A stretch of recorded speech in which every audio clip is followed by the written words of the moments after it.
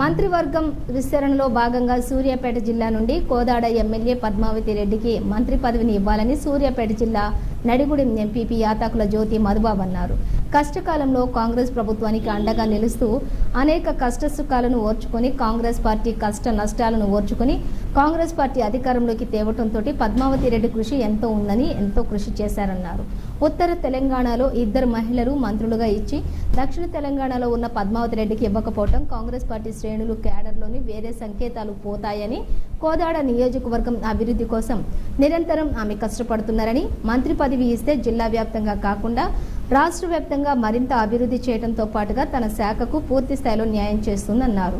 కోదాడ నియోజకవర్గం తరపున మహిళా ఎమ్మెల్యేగా అత్యధిక మెజారిటీ సాధించిన ఘనత పద్మావతి రెడ్డిది అన్నారు.